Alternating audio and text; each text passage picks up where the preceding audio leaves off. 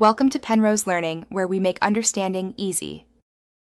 In this video, I will explain how to use Povidone Iodine, also known as Betadine, safely and effectively. First, understand that this powerful antiseptic helps prevent infections in minor wounds. It releases iodine, which is highly effective at eliminating many types of germs. You can find it in several forms, like solutions, ointments, and convenient swabs, making it versatile for your first aid needs. Applying Povidone iodine is straightforward. Begin by thoroughly cleaning the wound with mild soap and water, then pat it dry. Next, apply a thin layer of the solution or ointment directly to the affected area. If using a swab, gently wipe it over the wound. Ensure the product covers the entire area needing treatment. Let it air dry completely to allow the antiseptic to work its magic. While generally safe, some precautions are vital.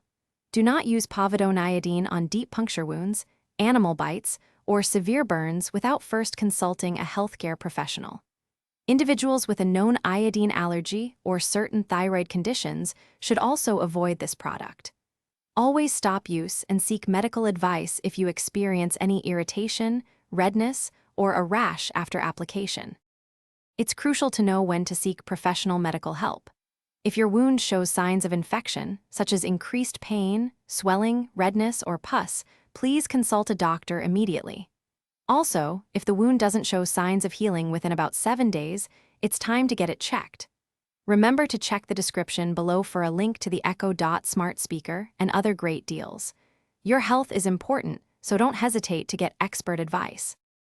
Thanks for watching. If this was helpful, leave a like and consider subscribing. See you next time.